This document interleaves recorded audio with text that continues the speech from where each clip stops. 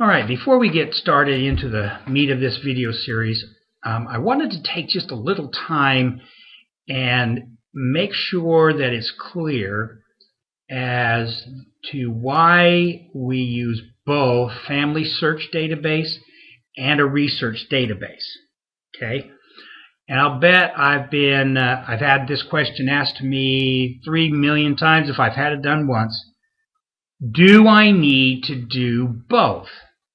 Do I need to have a research database and put all my information into Family Search again? Well, the easy answer is not necessarily. But the real answer is most definitely. So I wanted to take a little time to go through both of these databases and explain to you the purposes of each one and to show you why it is important that we use the research database and then the Family Search database. So let me start with the Family Search database and explain to you what its purpose is. The Family Search database is our record, and when I say our record, it's everybody's record of everybody who's ever lived on the face of the earth. Now that's a big tall order, but in reality, we as LDS members believe that it is important that we document and verify every person who's ever lived on the face of the earth. Yeah, that seems like an impossible task, and it probably is, at least in this lifetime. But we believe that the Family Search database's purpose is so that when this life is over and we turn over to our Heavenly Father this database, we feel comfortable that we've done enough work to show Him what we think is as many people as we could find and document. Okay? So we want this database to be as accurate and complete as possible so that we're proud of being able to turn this over to our Heavenly Father and say, we did good. Okay? So when you think of the Family Search database, what you don't want in the Family Search database is random stuff. Okay? Because there are several reasons why. If you put in stuff that's undocumented, unfounded, and just hearsay, and you put it into Family Search, people may find your information and assume it to be accurate and start running with that information in their head as being the correct answer, when indeed it may not be. So we don't want anything in Family Search that isn't as fully documented as we can find it. Okay? Because it'll just start causing all kinds of confusion among the ranks. Okay? The other reason is that we don't want to use Family Search as a research database is because it is extremely slow and cumbersome to use. So it would take you 25 times longer to do the same work in Family Search as it would in a research database. So time is an extremely important reason to not use Family Search as a research database.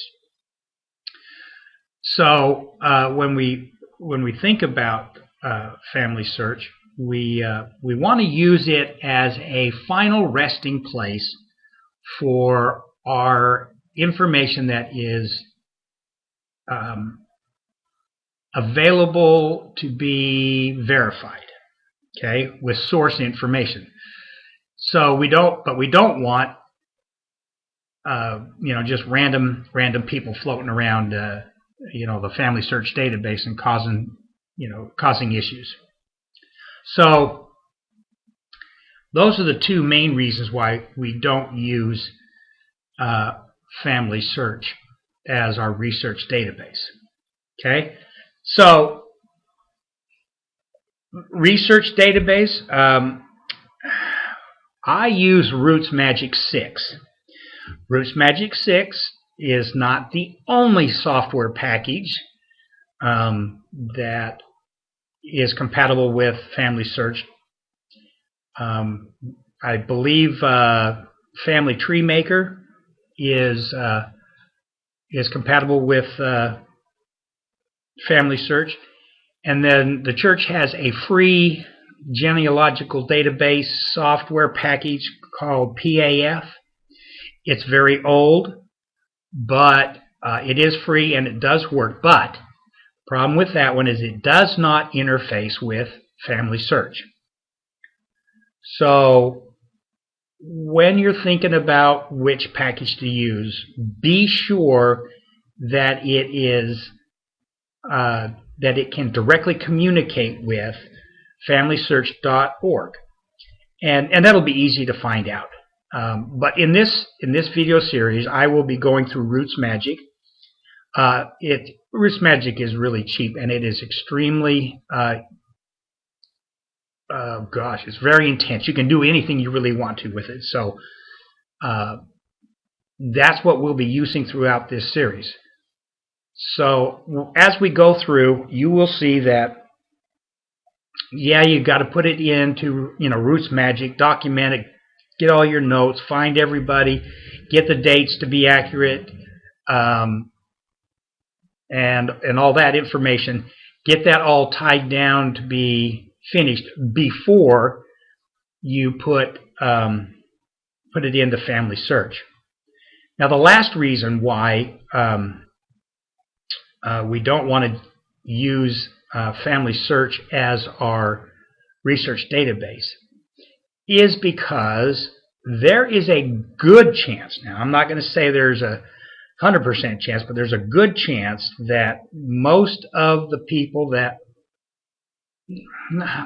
are in your line are already in FamilySearch.org.